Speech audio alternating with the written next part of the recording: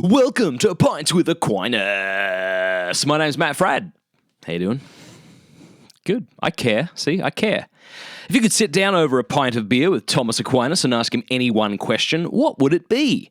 On today's episode, we're joined around the bar table by my good friend, Emily Sullivan, to chat about modesty, makeup, and boob jobs. Aquinas does address the first two. We extrapolate to the third. So it's a very fun episode, and I think you're going to love it. So get ready. Here we go.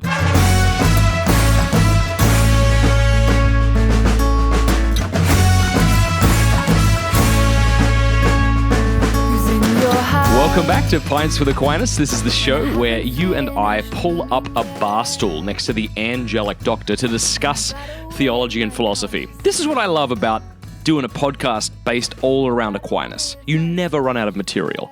We've had episodes on getting drunk and why it's a sin, and wet dreams and why they're not a sin, and how to make yourself feel good if you're sad, and does God exist, and can we speak meaningfully about God, and are we predestined, right? Like, all of these things are things that Thomas Aquinas addresses.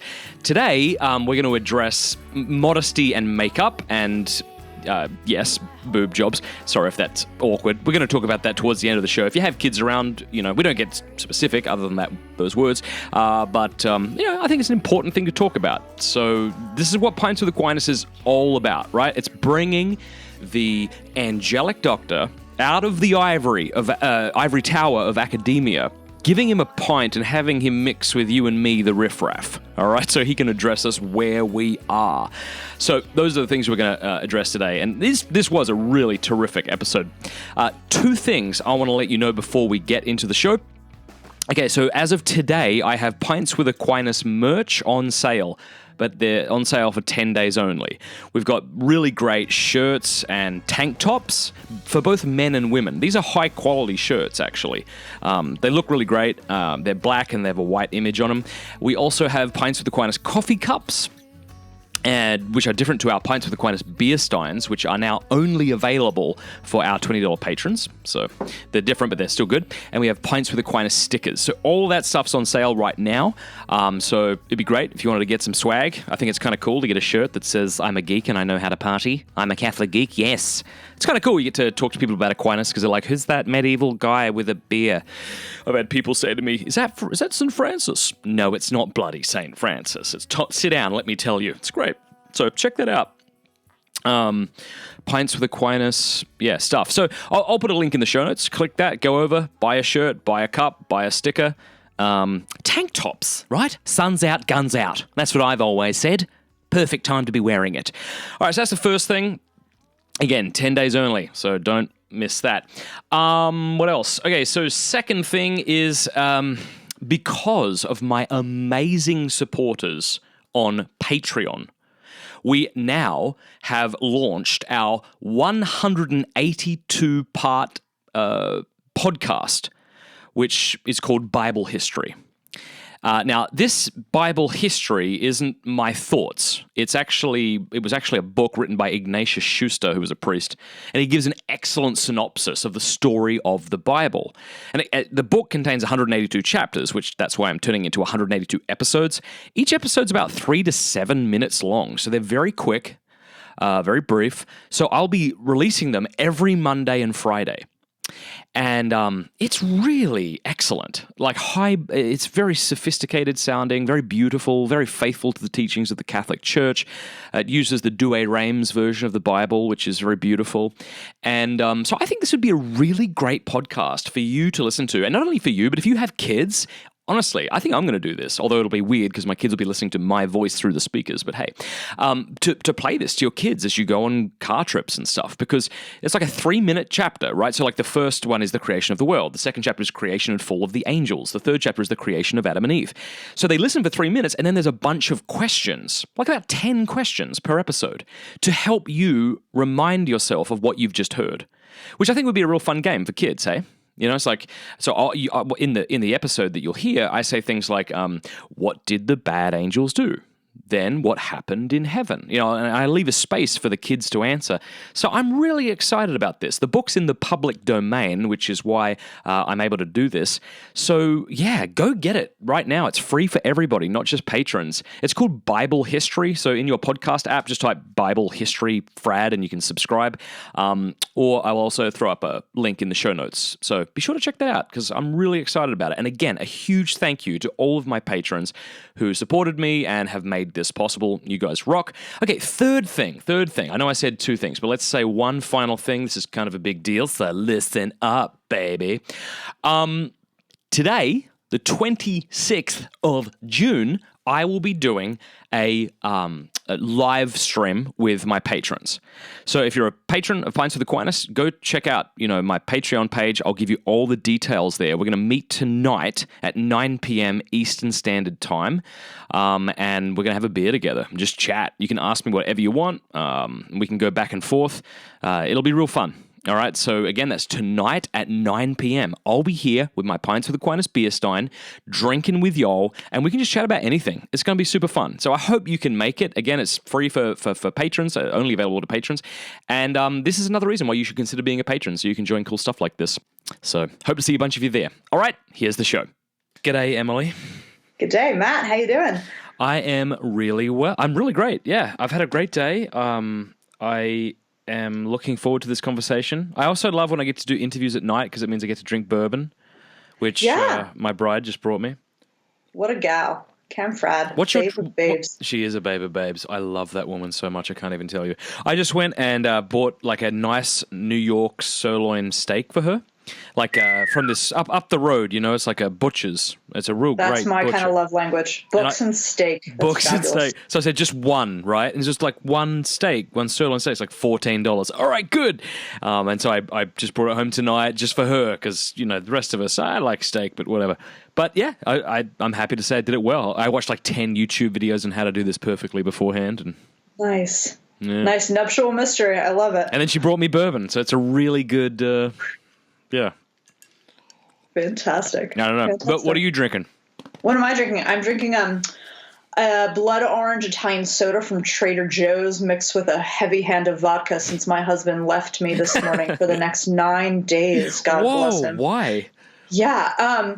So he started his own drone company, which is pretty sweet. We both went to Thomas Aquinas College, and when they recruit you in admissions for, they tell you about how with the liberal arts, you can go on and do anything. So my husband took that and ran with it, and he's an entrepreneur. He started a drone company, and now he's, going out to Florida. Your neck of the woods. He's going down to Georgia, and then he's going down to Florida, and then he's probably going out to Silicon Valley to raise some money from investors. Oh my gosh, that's awesome. Where will he be in Georgia? Yeah. I think he'll be in Atlanta. Oh my gosh! Would he have time to come hang out with me and Cam, or he's probably very busy? I imagine he's pretty busy, but I'll shoot him a text. If there's bourbon on the table, he'll find time. Yeah. I mean, the man's a man of priorities. So, well, one day the four of us are gonna have to get together and drink and hang out and be together because I haven't met your husband yet. I know. I haven't seen Cam in years since our time in Ireland together, so I would welcome that opportunity. Awesome. For sure. Well, I'm so happy to have you on the show. You've been on the show twice before. Once we spoke about Aquinas' hymns, and then the other time sort of what Aristotle and Aquinas had to say about friendship. Yeah, that's right. But today, I'm trying to think of a way to name this.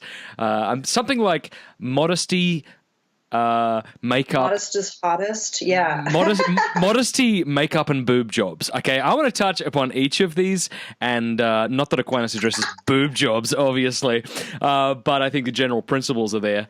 So I want to talk about this, because Aquinas has some things to say that are pretty striking from, my point of view, and I'm sure a lot of people who read this feel very offended about what he had to say about modesty, and especially as it pertains to women. So I thought, gosh, I need to have a woman on the show. I will not touch this with a 10-foot pole. Smart man, yeah.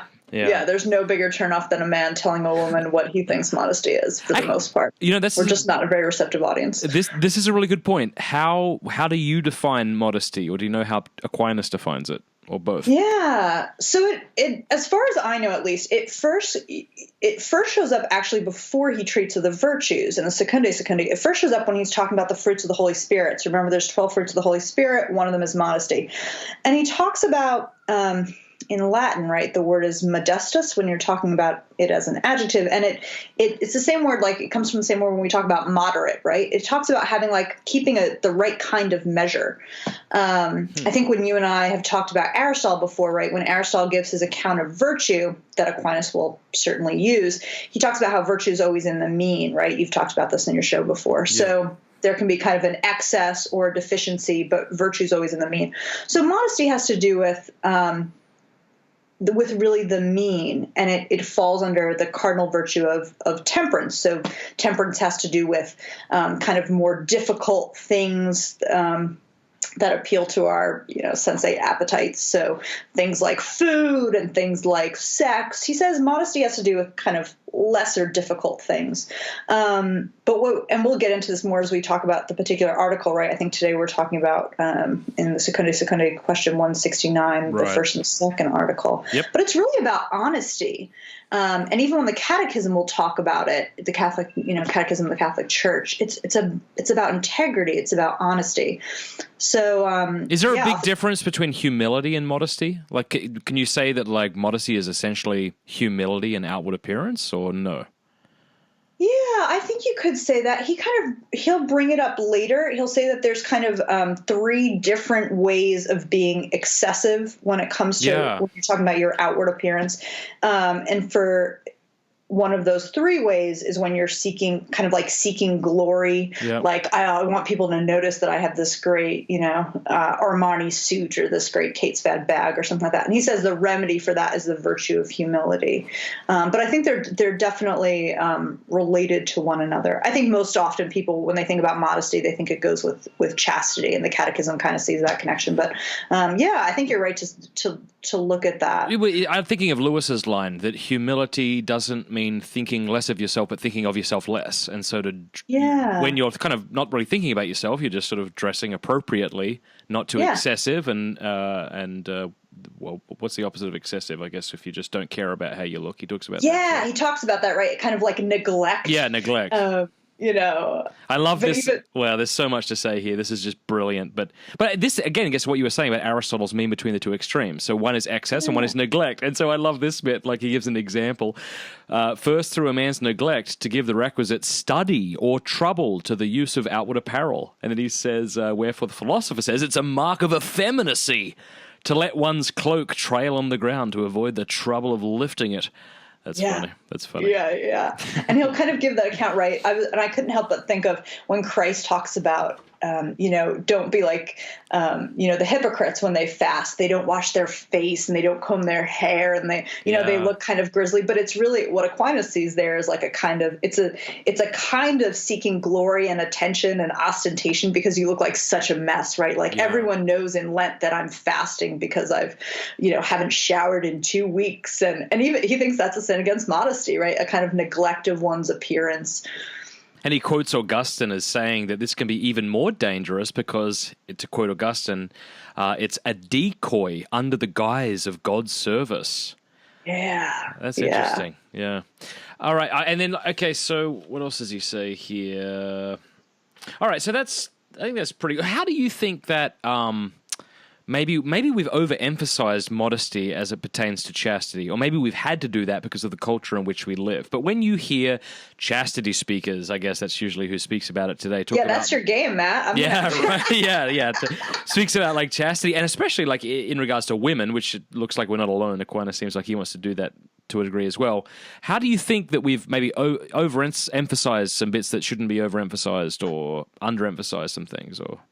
Yeah, I mean, I think what's first really to answer the first part of your question, I think it's definitely the second. I think that it really does have to live with the cultural times, post the sexual revolution that we live in. Like when Aquinas treats of modesty, first and foremost, he's really not talking about women. Like the first article is really talking about observing kind of the custom of the culture that you're in and the law and what's kind of considered socially acceptable, and not dressing too ornately, and dressing in a way that fits your, like your state in life. So like it would kind of be a sin against modesty if you're not really a Navy admiral to be walking around as if you were and getting the kind of respect that's due, a 3-star admiral if you're not actually even in the Navy. So his first kind of considerations really don't pertain particularly to lust or chastity or anything like that. So it's not till the kind of the second article in the question that he.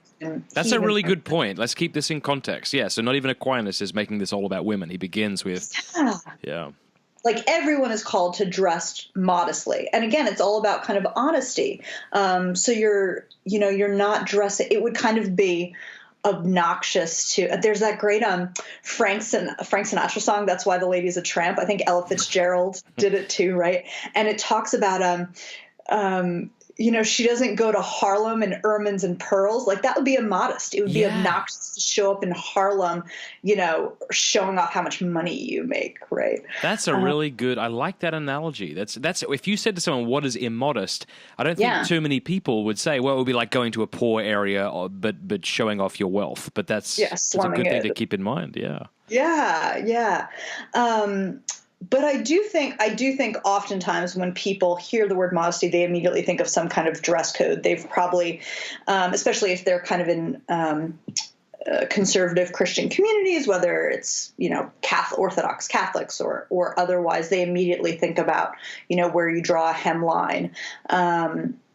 And I think first and foremost, you really do want to bring it back to kind of that question of honesty. And so even then in question 169, when Thomas actually, brings it up as it pertains to women, he readily admits, it is totally legitimate for a woman to seek to please her husband. So it is not, modesty has to do with words and deeds. So it's not immodest for a married woman to want to dress attractively for her husband and to want to, invite him, right? Again, appropriately. So to be found beautiful, to be found desirous. Yeah. In accord with the virtue of chastity, right? Chastity looks different for different states of life, right? And so it's not immodest for a woman to dance for her husband in the bedroom, right? That's all good. That's part of the joy of married life, right? But what's not okay, right, is that he says the problems with women who are intending to provoke lust. This is where we can get into the realm of mortal sin. So if you wake up in the morning and say, how can I make it really difficult for every married man on my commute to stay faithful in their thoughts to their wife, that's a pretty serious sin, right? Yeah. Before we move on to this second article, because there's a lot to say there, I just want to go back real quick because I think this line's brilliant, just modesty overall. He says, and this is so, what do you say? I really felt accused by this in a good sense. He says, no one seeks costly apparel as exceeds his estate, save for vainglory. Yeah. So it's one thing, if you are wealthy and are expected to dress a certain way with the people around you. Sure. But when you're seeking costly apparel, why are you doing that? It's for vainglory. I'm trying to think of an example in my own life. I remember I was going to give a talk in a university once, and I tend not to dress up for these things, though I probably should. And so for that reason, I went and I bought, something of a suit, and it was pretty costly compared to what I'm used to buying. But and so there was certainly some vainglory in there. I think I wanted to be taken seriously, but I think also it was appropriate that I should look like someone who ought to be taken seriously since I was in a position of authority. Yeah, absolutely. But it's a really good point, though. I mean, if you're looking around the store and you think, well, I want to get this suit or these type of sunglasses or this sort of whatever. The reason you're doing it is so that people notice it. If everyone else in the world was blind except you, you wouldn't be that interested in getting the most expensive jacket or pants or whatever. Yeah. And I think, for Aquinas, and you've talked about this before, in the moral life and the ethical life, intention really matters a lot. It can be what changes a mortal sin into a venial sin. Yep. And so, what is, kind of doing some self-examination, what is my intention here?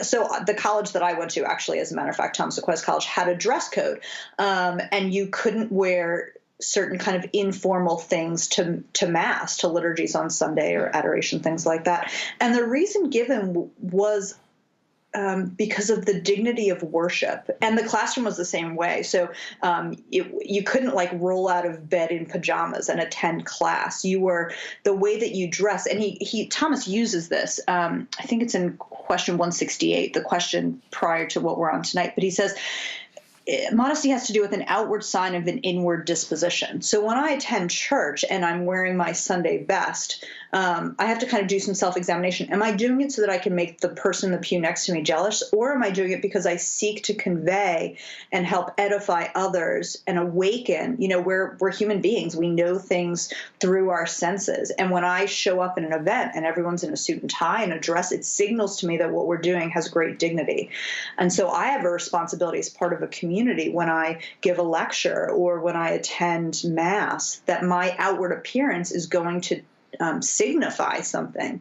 And so it would be immodest almost to not dress, like you were saying, Matt, to not dress proportionately or moderately to the company I'm in or the kind of event I'm attending. Like I wouldn't wear cutoff jeans to meet the president. So what would it say if I'd wear cutoff jeans to meet the King of Kings, right? Yeah. Yeah, good point. I think for me, growing up in Australia, that was never really emphasized. I think that has part to do with the culture, or maybe just because there was a lack of awareness of the greatness of worship. And so I remember feeling really threatened when I came to Net Ministries in Canada, and every Sunday everyone kind of did their best to look well, and I just didn't really have a lot of great stuff to wear. I remember feeling, kind of stupid, kind of like, gosh, I don't know how to do this right. I don't know why I'm throwing that out there. That's me on the couch. There's no real point there. That was just, All right. but no, the intention of your fellow netters wasn't like to make Matt feel insignificant or insufficient. Right. Unless, because then they'd be in sin for seeking glory or, all kind of stuff. But I think it's such a good point, and I think it's so great that Thomas Aquinas College instilled that in y'all, especially for those who didn't already have it instilled in them. And so for us, we try to do that. But you know what this is like. I mean, I got 4 kids. It's just having shoes that fit is an achievement. Or that match, Matt. That match. I went to Sunday Mass with a 1.5-year-old with 2 different shoes actually last Sunday. Yeah, right. It's a heroic feat. Yeah, that can be a scary thing because you're trying to go to Mass. You want your kids to look well. But gosh, anyway. All right, well, look, let's move on to women. And I want to first state this and then let you share. Before, Aquinas has a bunch of stuff that a lot of people will take offense to, and maybe there's elements in here that people ought to take offense to. It's not like Aquinas was infallible, and being a Thomist doesn't mean everything Thomas Aquinas thought and taught we have to agree with. It's Christ and reality we have to agree with. It's just that Aquinas seemed to be in unison with reality a lot more than most of us. Anyway, so in the second article, he's actually responding to the question whether the adornment of women is devoid of mortal sin. And so before we get into the things that we might find offensive, it's important to realize that the whole point of this article, or one of the points, the main point, is that no, it's not. Right? He's saying no, like women can be adorned in a beautiful way, and this doesn't constitute mortal sin. So in the sed contra, he says, if it were true that the adornment of women always resulted in mortal sin, then the makers of these means of adornments would be sinning mortally. So it's almost Bobby like Brown, Gucci. Yeah. So it's almost like saying, like, well, pornography is something that's intrinsically evil, and to consume that is to commit, mortal sin. So in that sense, so those who produce it and sell it are committing sin too, in a different sense or in a similar sense. And so I like that. So that's the first thing he's going to get across. So Aquinas is saying that a woman can adorn herself without committing mortal sin. Okay, go. Now the hard bit.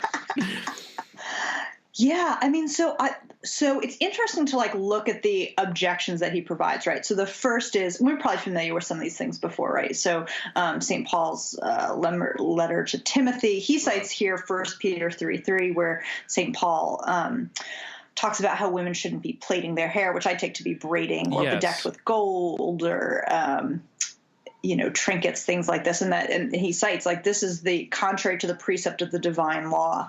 So the first is kind of an argument from authority. Scripture says you shouldn't do it, so you shouldn't do it, right? The second objection, which is one that when I've had kind of philosophical conversations with friends of mine about wearing makeup, I think this is kind of the most interesting one, at least for me, where he's bringing in Cyprian, and the argument is that it's inherently dishonest. It's inherently dishonest to make yourself look in a way that God actually didn't create you to create. And it's actually some kind of an assault on what God created or intended. So he has this very kind of intense quote from Cyprian where he says that, you want to just read it? Or yeah. It's a beautiful big quote. Yeah. I hold that one. Yeah. So he said, did you want to read it? Go ahead. Oh, I don't. Yeah, sure. I hold that not only virgins and widows, but also wives and all women, without exception, should be admonished that no wise should they deface God's work and fabric, the clay that he has fashioned, with the aid of yellow pigments, black powders or rouge, or by applying any dye that alters the natural features. And afterwards, he adds, they lay hands on God when they strive to reform what he has formed. This is an assault on the divine handiwork, a distortion of the truth. Thou shalt not be able to see God, having no longer the eyes that God made, but those the devil has unmade. With him shalt thou burn, on whose account thou art bedecked. Yeah. Mince no words there, Cyprian. I mean, St. Augustine. Holy smokes. I want to know what makeup looked like back in the day. Okay, first of all, now Aquinas might agree with that. I'm not sure. We haven't gotten to that yet, but it's important to point out, first of all, that's an objection that Aquinas is going to respond to. I suspect he's going to be more favorable of that than you and I would be. But I wonder what makeup... So when like Aquinas and Augustine and others talk about painting their face, what does that look like? Like, what did it look like back in the 2nd, 3rd, 4th century to put on makeup? Yeah, I have no idea. I was having that same kind of question reading over this. Like, was it really that outrageous, or was it more? And again, he takes this up in the previous article in 169. This kind of question of that modesty has to do with being obedient to is kind of a strong word, but conscientious of the customs and law at the time. So is it the kind of thing where, well, culturally, the only women who wore yellow pigment, black powder, and rouge were hookers? Hookers. Yeah, exactly. So then that's something, if there's a kind of cultural thing there where it was just understood, like I guess I've been told, maybe this is wrong, that women in France don't shave their legs unless they're hookers. Then if you're, an American woman, you could be perceived as being immodest if you shave your legs as most American women do, because it has a kind of cultural connotation that you're a prostitute, right? That's interesting. So in the first article, when he's dealing with modesty in general, this is just for those listening. Yeah. One of the ways he says we can be immodest, he says a lack of moderation occurs, and here's the first way, in comparison with the customs of these among whom one lives. So if you kind of live out of harmony with the whole. And so that's an interesting point. I hadn't thought of that. So maybe it was the case that the only people who were, I don't know. Yeah. Wearing rouge there are strumpets, Yeah.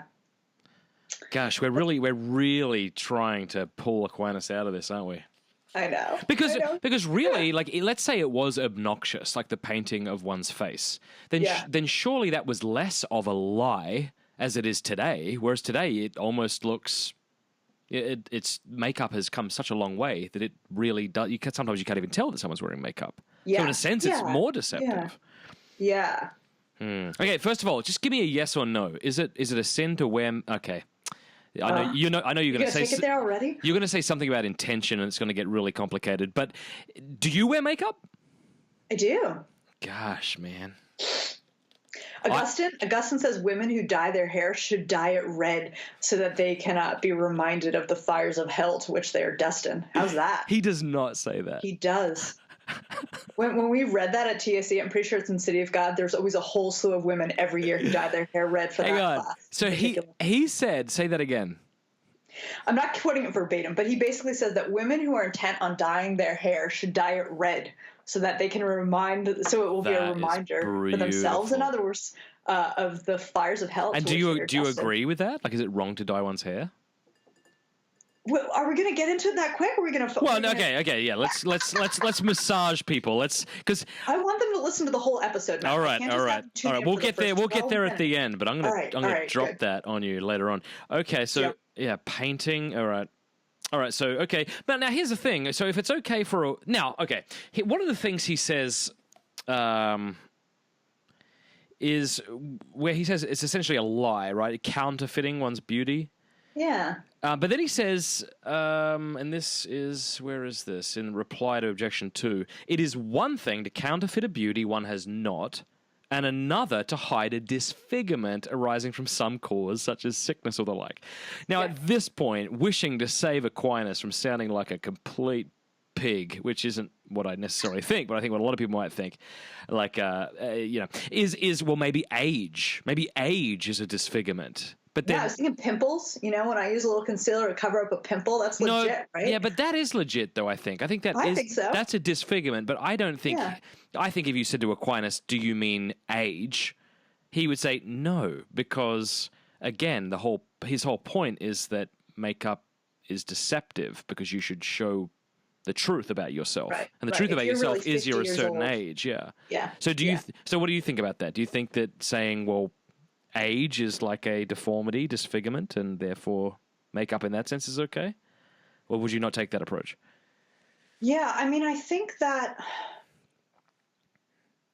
Okay, so I do think the intention thing matters a whole lot there. I think that we do live in a culture that prizes women who look a certain way, and there can be a lot of cultural pressure on women to fit into that model. So if you're a 60-year-old woman, you should look the way 60-year-old actresses do, who get all kinds of Botox and can look like they're 28, And so I think a lot of times you do have to do some kind of self-examination. Well, what is my intention here? Is my intention to look like I'm 28 so I can go out to a bar even though I'm old enough to be a grandmother? Or is my intention to complement the beauty that God has given me? I think there's something beautiful about a woman, getting older and, her laugh lines show that she's laughed. And if you're, a lot of times when I'm sure Cameron can identify with this, right? Especially when you have a new baby, you're not getting a lot of sleep. And so there can be a real temptation to try to cover up or mask every, baggy eyes that reveals that I haven't slept well because I'm nursing a newborn. But at the same time, sometimes I really have to pause and be like, well, wait, what's my intention here? Like the reality is there's something beautiful about the fact that a woman is foregoing certain, certain necessities or priorities that she would have for herself out of love for another. I think you see this a lot with women who've had C-sections, right, where they want to have a dermatologist kind of get rid of these scars. Yeah. And I think good women who are involved in obstetrics or midwifery will be like, no, those are your battle scars. Like you went through a lot to bring this baby into the world and you should be proud of that. And don't be seduced into, getting plastic surgery because our culture says that a woman should have 1.2 children and her body should not reveal at all that she's given birth or has baby weight left or, has scars from a C-section, et cetera. And so I think sometimes you have to kind of like push the brakes and say, well, what is my intention here? Am I trying to conform to some kind of materialistic ideal of what every woman should look like? Yeah. Or is it legitimate, right? Is this a legitimate way to, dress up for a fancy occasion that bespeaks the dignity of the event I'm attending, the same way I wouldn't show up in cutoff jeans. I'm going to put a little mascara on, not in a way that's so, I've never gotten fake eyelashes, for example, not in a way that's so, again, because modesty is all about this moderation. So I think that I'm answering your question. I told you I wasn't going to answer to the end, but I think that ultimately there has to be a question of, am I so radically altering my body that those who know and love me wouldn't recognize me? Yeah. Or am I complimenting and kind of highlighting in a way that's true to who I am and true to reality what God gave me? So I think that most women who have a healthy sense of body image will say that they use makeup to draw attention to the beautiful features that God gave them, and to maybe downplay things that they might be more self-conscious about. So yeah, if I have a pimple, I go ahead and cover it up with concealer. But honestly, I don't, and this is a personal preference, but I don't wear makeup every day. I'll usually put it on for, more professional occasions or a date out with my husband, and it signals to him that I've made myself beautiful for him. That's good for our marriage. And I think we haven't quite gotten to the reply yet, but he takes into account like women who are trying to please their husband, or even if they're wishful of marriage, like they're seeking a husband. I think it's not wrong for a woman who's dating or who's engaged or who's, hoping to go to a Theology of the Body talk that Matt Fradd's giving and hoping she's going to run into Mr. Right and Mr. Holy, that she's made her hair look pretty, What about? Okay, gosh, I'm so tempted to cross the line. I will definitely cross the line before this episode is over. But okay, so the other thing I think we should keep in mind is like some people are going to hear this. Probably not the listeners of this show, but if this was like it's public knowledge, Twitter made it the story of the day or something, people would say he was a patriarchal bastard or something. Yeah. But as Christians, we shouldn't be too quick to dismiss Aquinas. I mean, it's also possible that our culture has gotten to such a point that things that we take as being normal, maybe they're not. And maybe being a Christian means taking some radical positions. One of those radical positions is like, I don't let my children play on the internet or with technology. Like, why would I do that? That seems stupid to me. And I definitely judge parents who do. So, I'm kind of being a little funny there, but a little bit I am. I was at a sushi restaurant the other night with my wife, and this family across from us, kids like 12 years old, and the mom they were all just on the phone the whole time. And I'm like, I bet that phone's not locked down, so that son's either looking at porn now or will be soon. Are you stupid? Like, what is wrong with you? Yes. Yeah. But if I was to say, like, I don't let my kids use technology, that would seem absurd to her.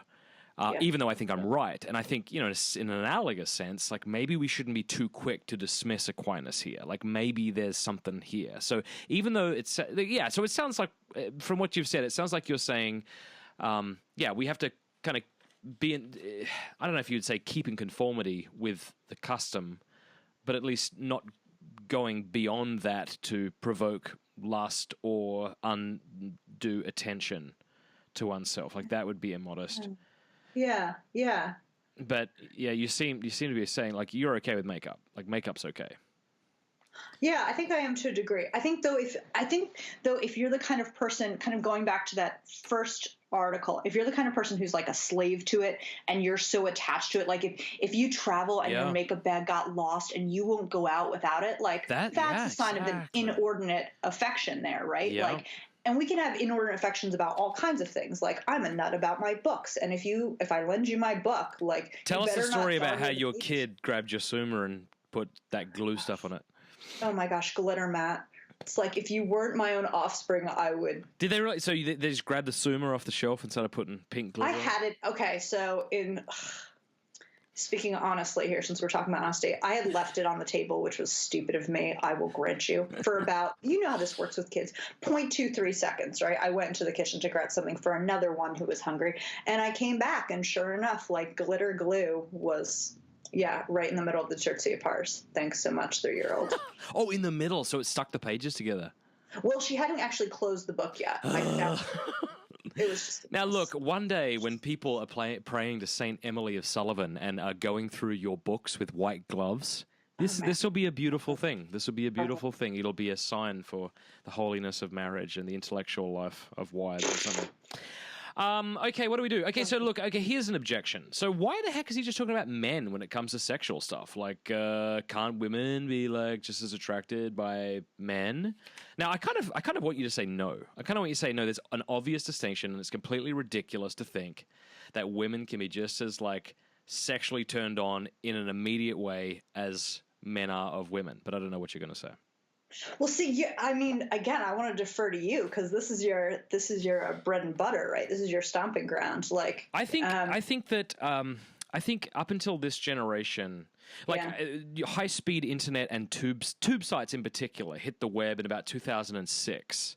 Mm-hmm. Incidentally, it's around that time that we saw an increase in things like erectile dysfunction and sexual dysfunction. Okay, so this is when people are binging on porn. And so the point of all this is to say, when I speak on campuses, I meet women who do not resonate with that old line that men are attracted through the eyes and women are through the ears.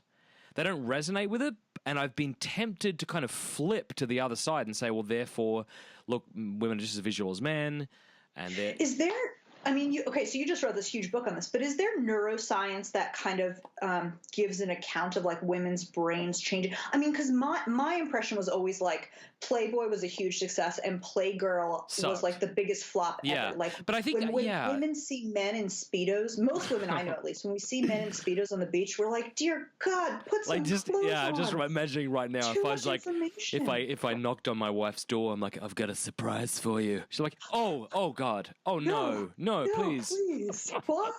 Right, and so what's interesting is that when I speak to women, just anecdotally about what they get from porn, they all, like unanimously, I'm sure there are other reasons, but this is what they tell me, that they identify with the female performer and wish to be desired like she is desired. So, see, but even that I think is indicative of they're in it for the story. Like when Edith Stein or John Paul II will talk about this idea of the feminine genius, right? The idea is that women are much more oriented to what's personal. And so if you want to get a woman, it seems to me at least, interested, like women, and again, there may be a huge, because of the things you're citing, a huge difference now generationally. But for the most part, women didn't want to look at nude pictures of men. I think that's still they want to probably read romance true. novels. They want success is something like 50 Shades of Grey. Like they want the story. Exactly. They're not in it for the visual nude picture. So even that story that you're talking about anecdotally, that women are like, I imagine myself in the story. They're not in it because they want a close-up of a guy's package. Right. I think they're in it for the story. That was brilliant. No, I think you're spot on. And I often say to people who say to me, no, this is ridiculous, women are just as visual as men, I'm like, how many men that you know went out and bought 50 Shades of Stupid? You know, and you might say, well, it was written for women. Okay, well, how many men do you know are writing successful novels? Similar genre? Well, none. Okay, well, there's obviously something here, and I think to just deny biology straight out because we're all supposed to be sexless widgets is not a good way to go. So, and the neuroscience doesn't seem to back it up. Like men and women's brains are different. Really Our different. retinas are different. And our whole makeup is different. My friend Trent Horn, you familiar with Trent? He works at Catholic Answers. Super great guy. He was saying to his wife Laura, if I've got this story wrong, Trent will have to forgive me. Something to the effect of, when a waiter walks through a restaurant with a plate of beautiful chocolate cake and all the women immediately look at it, he's like, that's exactly what men experience when a good-looking woman walks past them. So I don't want to throw out biology. I think I agree with Aquinas. I think it's true that women can lust over men, but I think generally speaking, and from my experience and from those human beings that I've met, when a woman can dress in such a way that can elicit a sort of lustful response in a way that a man usually can't. Do you agree with that or not? Yeah, no, I completely agree with that. And I think sometimes, so this is something that drives me crazy, when women are like, I should be able to wear whatever I damn well please. I'm quoting someone there, so I usually don't use that kind of language. But I should be able to wear whatever I want, and if a guy has an issue with it, that's his problem. Like, no, wait a minute. Like, I am my brother's keeper. I have a responsibility to my brothers in Christ to help them get to heaven. Like, and if I'm a woman who wants to be taken seriously for my intellect, for my sense of humor, for my insight, I don't want guys being distracted because my my dress is like 8 inches down the front and my cleavage is getting in the way of them realizing the brilliance of the astute Thomistic point I'm making.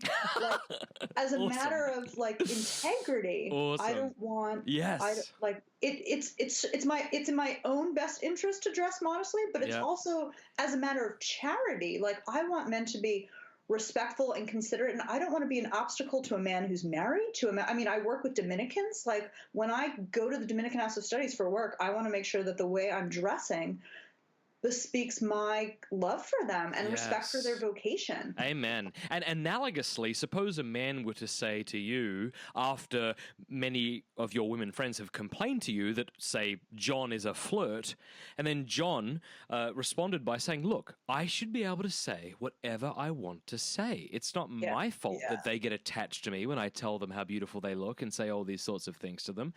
It's like, well, actually, like we should take biology into consideration, and not doing that is an uncharitable thing to do. So I think that's a good analogy, that even if women wouldn't grant your point, I think many women, and I think they should, but I think that they should understand my point, because I think any woman would be like, no, that's ridiculous. Like, you know what you're doing and you shouldn't do that. And yeah, I think that's a great analogy. So the college that I went to is just so wonderful, but it's kind of an anomaly, right? So chastity really is, people are for the most part striving for chastity, but my husband and I, before we were dating, had this running joke about emotional friends with benefits. It's kind of like friends with benefits in the real world, except there's no like sexual action going on. Okay. It's just that they want from each other the same kind of emotional commitment that's really only appropriate to a dating relationship without the commitment aspect. I totally did that throughout my teenage years. I had like a few friends that were girls. It was awful. It was totally like that. I didn't know how to be friends with men unless I was like drinking.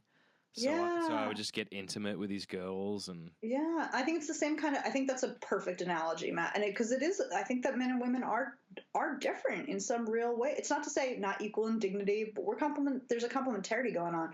But the same way that a woman can mislead a man the way she's dressing, a man can mislead a woman about his intentions based on the way he treats her, and as a matter of charity, we owe it to one another to be honest with each other.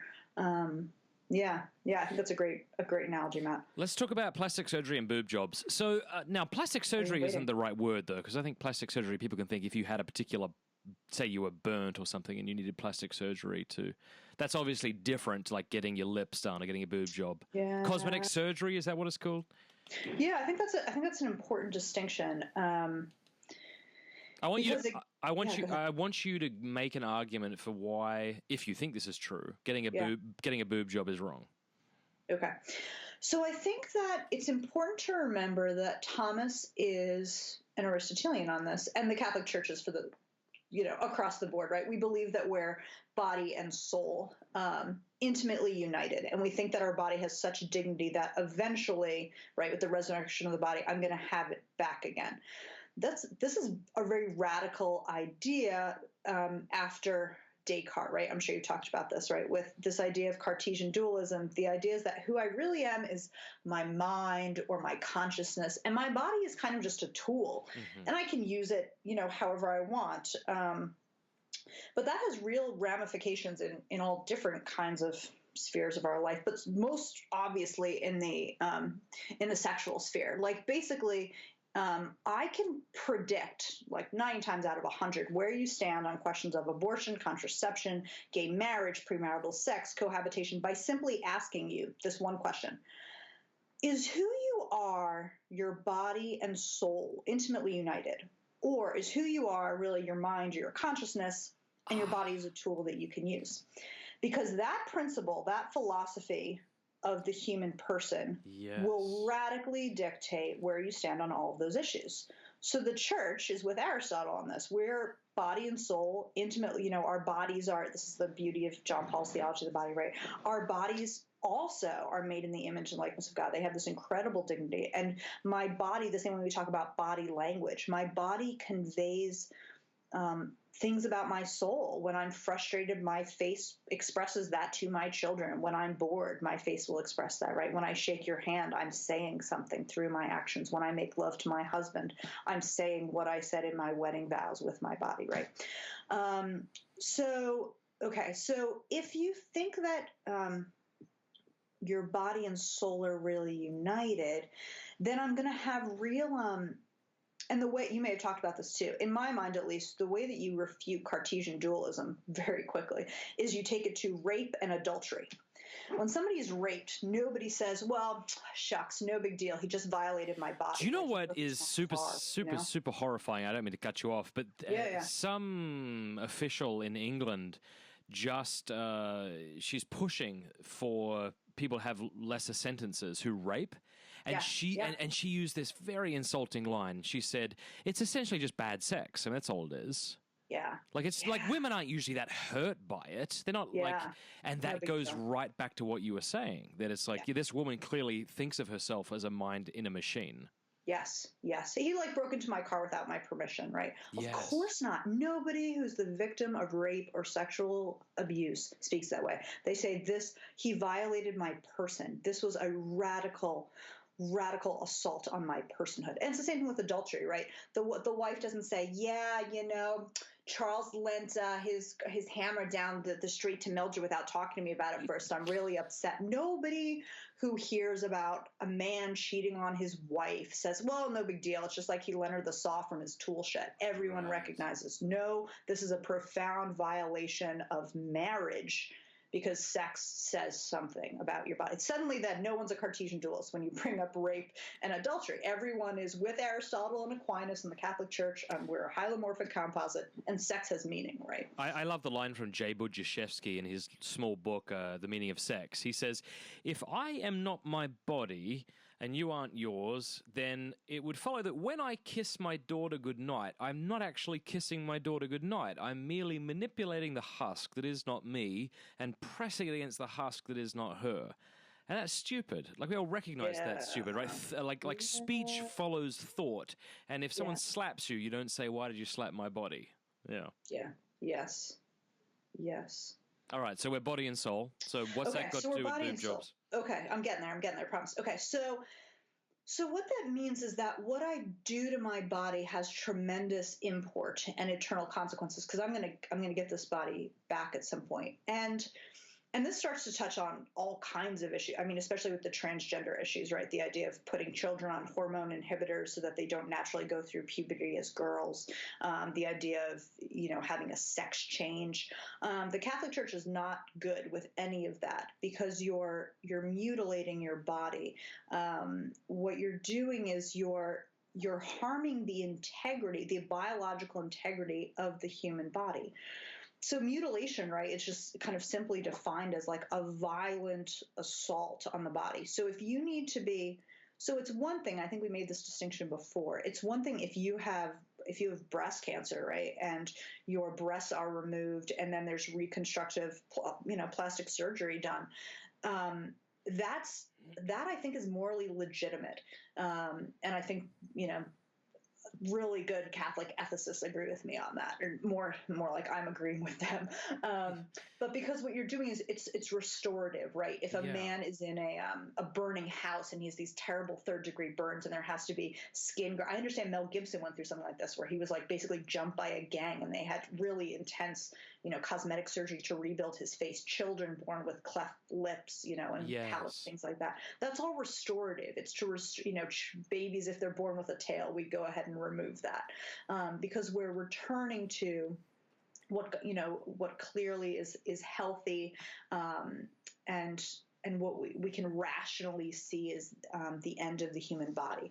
I think that when you start doing what I would call invasive procedures to radically alter, not in a restorative way, but to radically alter your body, I mean, it's hard to see that that's not mutilation, and it's not motivated by a kind of pride. Like, I'm a woman, quite frankly, who is only moderately endowed if I'm nursing. But I think there'd be something really radically dysfunctional or disordered to want to have a surgeon there's nothing wrong with my body. I'm a perfectly healthy individual, but to go under general anesthetics, to check myself into a hospital, to have someone with a knife like cut me open and put in all kinds of foreign objects into my body, that just seems inherently, disordered.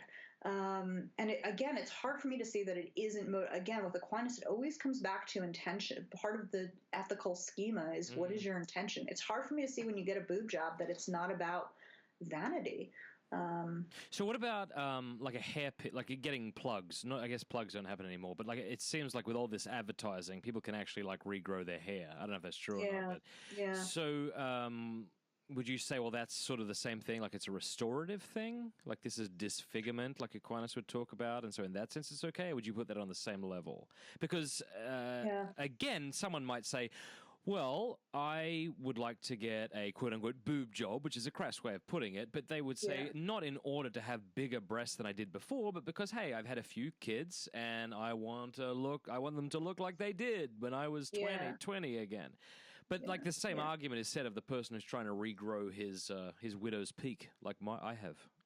Like, so what would you say to that person? Yeah, I mean, I think that when you think about, well, what's considered restorative, you have to think about, well, what's appropriate to the season of life you're in. Like, it's not appropriate for, it's not typical for a 55-year-old woman to have the kind of, I don't know, perky chest she might have had. Gosh, we're getting crass tonight, Matt. Yeah, perky chest was the best way, though, you could have put it. The perky chest that she had as a buxom 18-year-old, you know? Like, that's just part and parcel of being 55. It's part and parcel of being 55. I'm trying to use the strongest analogy. What about a 30-year-old? I'm trying to make the strongest case. Yes, for now, my wife, and I agree with her, and like for me, if without looking at anything Thomas said, I just thought, well, look, it seems both vain and wasteful. But then I thought there's all sorts of things we do to our face, like we shave it, or we comb it, or we do all sorts of things that require money, and that we do because it looks good, and we feel better about ourselves when we look good.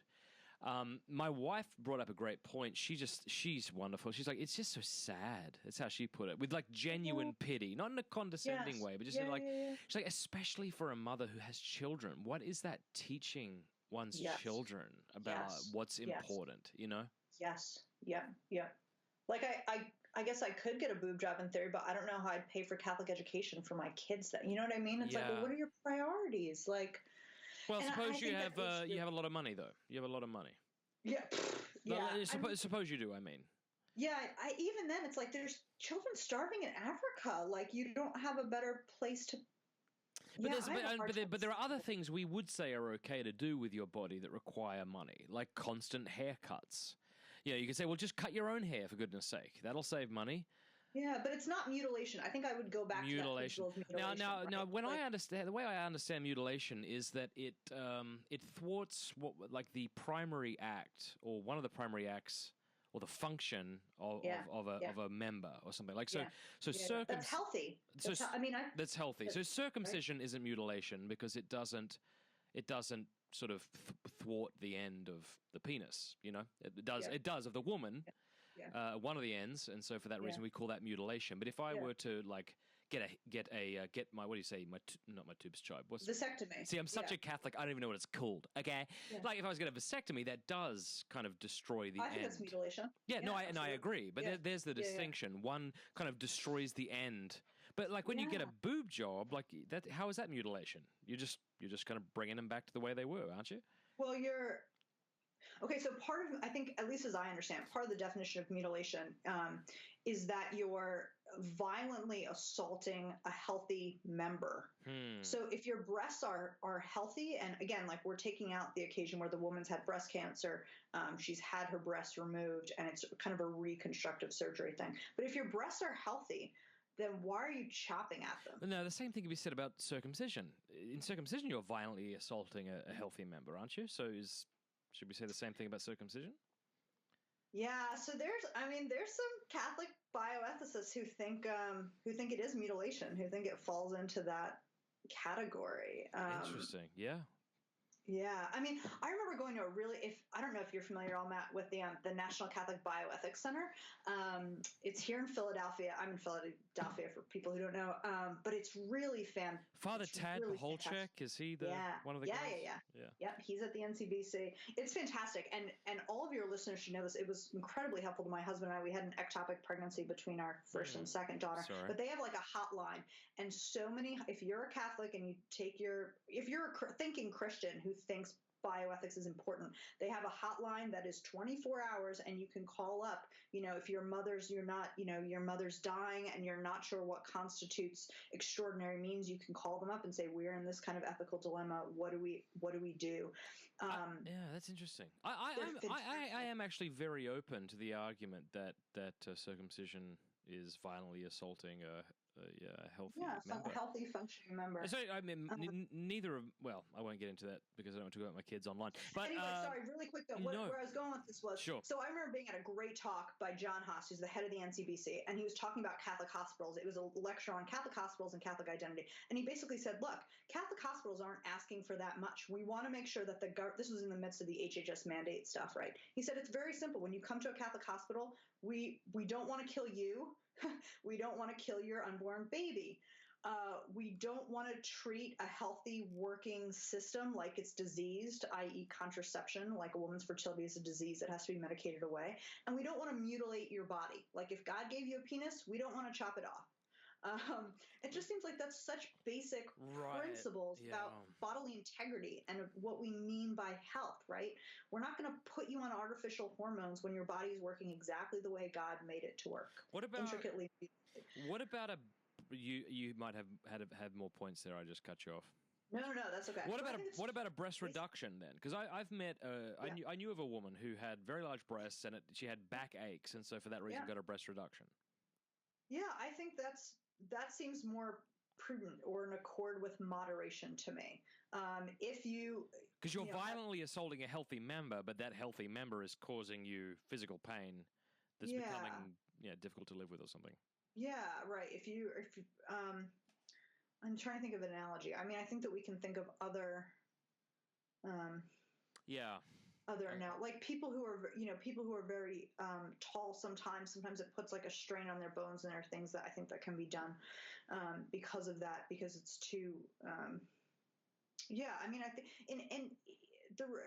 when Aristotle talks about nature, it's always, or for the most part, and we can usually just common sense recognize like what's an anomaly, right? Siamese twins are an anomaly. A child being born with a tail is an anomaly. A woman whose breasts are so big that she literally is having excruciating back pain because of the weight of these breasts. I think all of us realize, like, no, that's kind of an anomaly, and the human structure, spine isn't equipped to deal with that kind of structure. And there's something that can be done to alleviate this woman's pain. I think that's proportionate. I think that's reasonable. Good. It doesn't seem like it's motivated by vanity there. Yeah. I completely agree. Good. Okay, so boob jobs, not cool. Makeup, kind of cool. Fake eyelash. With the right intention. With the right intention. With the right intention and in moderation, right? If I'm someone who spent, again, like if I'm someone where... What do you think of the idea that makeup mimics sexual arousal? And even though when women kind of put on rouge and lipstick, they're not doing it for that reason, but this idea that is what they're doing, whether they know it or not. Yeah, I mean, I think again, you probably know way more about this than I do. I do not at all. I heard Jordan Peterson talk about it, and he was slammed, and I just thought I'd bring it up. There you go. If we can be as controversial as Jordan Peterson, I mean, your podcast is going to be through the roof. Let's make sure that happens, right? Yeah. I mean, so it's not an idea that I'm particularly familiar with. It doesn't seem illogical, right? It seems like, Aristotle's account of human nature is that we're rational animals. And so we have something in common with the rest of mammals in creation. And, let's face it, in most of creation, particular species attractiveness, whether it's a bird's plumage or how a female smells at certain parts of the month, is ordered towards copulation, so that you have survival of the species and that there's more little lion cubs and more peacocks, right? So it's not completely shocking that human beings would also, whether it's subconsciously or as you've just brought it up, kind of maybe they do know it. It's not shocking that men would find women attractive who look like they're fertile, essentially. Yeah. Which is what I just have this like pessimistic way of thinking of it. Like that's essentially what makeup's trying to do. Like, especially as you're getting older, it's like I need to look fertile again because fertile means beautiful. I just offended all of my 40-year-old listeners. Yeah, but I think in the culture that we live in, it's good to be reminded of that, right? That first, even on some kind of natural instinct level, fertile women are attractive. Here we are, we're putting tons of women are putting themselves on the pill, which, there's all these great studies about how women really authentically smell different to men when the level of their pheromones and stuff when they're on the pill, right? So women are not. There have been some really wild studies that have suggested that when men and women start dating when she's on the pill, and then if she gets off of it, they can suddenly find themselves no longer attracted to each other. Yeah. I'll send you this particular article. It was in Scientific America. I mean, legit, right? It was in Scientific America. It was a study, I think, out of the Netherlands that basically said, it was posing the question, is the high rate of divorce, does it have something to do with the fact that we date and mate while women are on these really altering hormones? And then when they get off of it, it's like a whole different person to some extent, at least on the level of instinct. But maybe it's just good to remind the culture we live in, no, fertile women are attractive. We're meant to be attracted to one another because we can bring new life into the world. And isn't that wondrous and incredible and amazing? And that's a beautiful thing. Yeah. Yeah. Well, hey, wrapping up, what advice, let's just close with this. What advice would you have to women who have listened to this episode and find themselves very defensive and very kind of maybe cynical? And again, we're not saying they have to agree with everything Thomas says, right?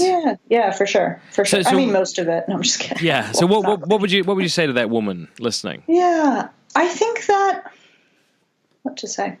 I think we live in a culture that loves to tell women all the time what they should be like. And so it can sound like, oh, good, here's just one other man who's going to tell me what I should be like. But actually, I think that Aquinas's account, for the most part, is actually very freeing, because I think that we live in a culture that tells women you always have to look like you're 25, right? That you can't leave the house without makeup, that your breasts should look the way you did when you were 25, and you shouldn't have any wrinkles, and you shouldn't have any baby weight left over from your pregnancies. I like that. Looking at this as a liberating thing. I think it's something actually very liberating to realize, I want my outward signs, the way I conduct myself. Again, modesty isn't just about women wearing the right kind of clothes that cover their knees or something silly like that. It's a dress code. It's mostly about my behavior. It's about how I comport myself. And that goes for men and women. So one of the things he'll talk about, right, is that we shouldn't, this is in the Catechism especially, that the way we behave has a kind of respect for the dignity of the human person. So the kind of jokes I make with my husband, I don't make with other men, right? There's an appropriateness to kind of vulnerability or intimate things that we can joke about or converse about that I would never, it would be immodest to talk about this with anyone else, even on, Cam's Awesome Among the Lilies, intimate details of marital intimacy. I would, right? That would be immodest. It would be inappropriate, right? So I think every woman at the heart of it, right, wants to be loved for who she truly is. If she's worried that her boyfriend, once they get married, the Tuesday after the honeymoon, she comes to the breakfast table without her face made up, that he'll leave her. That's a terrible way to go through life, right? Or that she can't be loved by her husband as a, 58-year-old woman who's about to have her first grandchild because she doesn't look the way she looked when they were dating. That would all be really sad, right?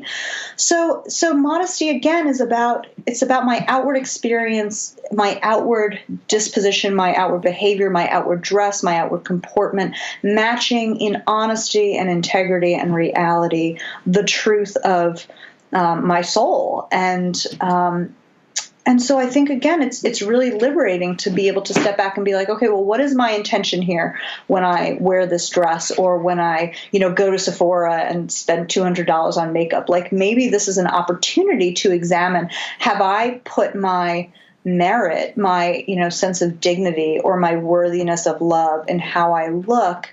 And maybe Aquinas, is an occasion to ask those kind of tough questions. I have friends who've given up wearing makeup for Lent, and they've said, some friends who really love wearing makeup, right? But they've said it's often very freeing. It's very liberating to realize, I'm still appreciated and enjoyed, and men will still talk to me at a bar, even if I didn't spend 20 minutes on my makeup before I went out, Yeah, that's really great advice. And I love how you put that into a positive way. Yeah.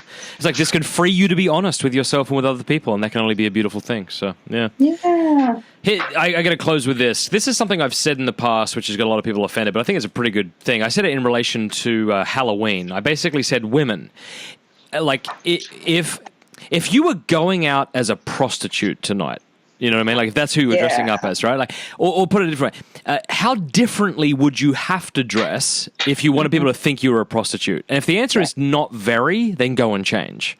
Yeah.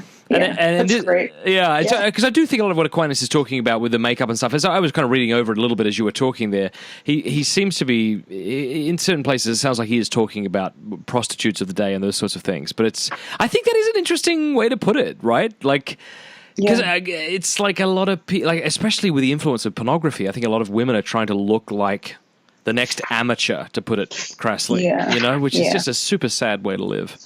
Yeah, and because, then people miss out on the opportunity to really know and love you. I think, Matt, I got this line from you, that quote about how it's not that pornography reveals too much, it's that it reveals too little. Like Roger Scruton will say, no one looks at porn and thinks, oh, I wonder if she prefers Marlowe to Shostakovich, right? Like, right, there's no invitation to know you as a person, to know your interests, your talents, your curiosities, your life experiences. I'm in it for one thing, and it's mostly just to get off.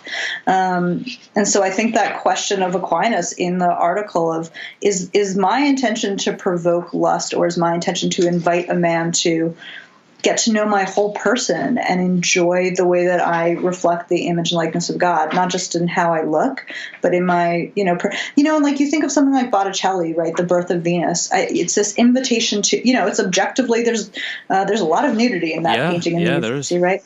But there's nothing, it's very clear. Yeah, it's very clear that Botticelli has not painted in such a way to arouse lust. Right. He's painted in such a way that invites you to contemplation of the beauty of a woman's body. That's radically different. So a woman can, I think, dress in a way that invites a man to appreciate and contemplate her beauty, I don't think it means if you have a well-endowed chest, always wearing over baggy sweaters so as to never extend. Like even when the Blessed Mother appears, it seems like at Fatima and Lourdes, she has a rope around her waist, and that would accentuate the fact that you have hips, right? She's a woman who was born a child. So there's nothing wrong with. Again, I think it's a real difference in intention. Am I inviting someone to lust after my body, or am I inviting someone to contemplate the goodness that God created there? Like I love seeing women who are pregnant in like swimsuits that reveal their bellies. Like I'm all about. I just think it's so beautiful when you see a pregnant woman. In the old days, women would dress in such a way when they were expecting that you wouldn't know that the woman had been inseminated. Right? What a scandal! But I think it's so beautiful. I love seeing pregnant women and being able to tell them like, "Hey, congratulations! Like you're growing a life. It's awesome." That's awesome. Yeah. That's great. I've learned a lot from this episode, actually. I'm not just saying that to round out the episode nicely. I really have. So I appreciate your wisdom. This was great, Matt. Thanks so much. It was. Thank you so much. Are you finished with your bourbon? I am done with my bourbon. Are you done with your vodka blood orange drink? I am. Awesome. Ready to call it a night. Thank you so much for this. This is great fun, Matt. Yeah, it's been a pleasure. I hope that you'll survive the next 8 or so days without your husband. Thanks. Yeah. Offer some memoirs for that. As we always say, 100% survival rate. As long as you come back and they're all alive and they've been mostly fed, we're good. All right, that does it for this week. Thank you so much for tuning into Pints with Aquinas. Hey, I forgot to mention this at the start of the show, but I'll mention it now. If you're a Patreon, if you're a patron, you get free shipping on this cool Pints with Aquinas merch. So be sure to go check that out in Patreon. I gave you the secret link so you can get free shipping, by the way. What else? Please review us on iTunes if you would, if you like the show. And yes, that's pretty much all I got. Oh, let me tell you about the next couple of weeks, what you should expect, because I've got some cool episodes coming up. That's me rooting around in my drawer here, because I've got something I want to tell you. So I'm interviewing this PhD from Cornell University who studies space exploration. It's pretty impressive. That'll be coming up soon, and we're going to talk about alien life and what Aquinas had to say about, aliens on other planets. He didn't say much about that, but he did talk about Christ being able to reincarnate himself and so what that might mean if there are extraterrestrial life. That'll be a real fun episode. I'm also going to be interviewing a Dominican priest about was there an original Adam and Eve. Fascinating, brilliant discussion, which I barely kept up just trying to go back and forth with this guy.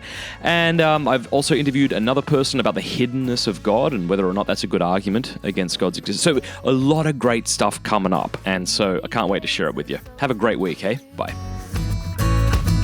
Lest we be frauds or worse accused.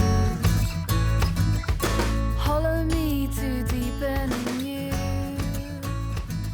Whose wolves am I feeding myself to? Who's gonna survive?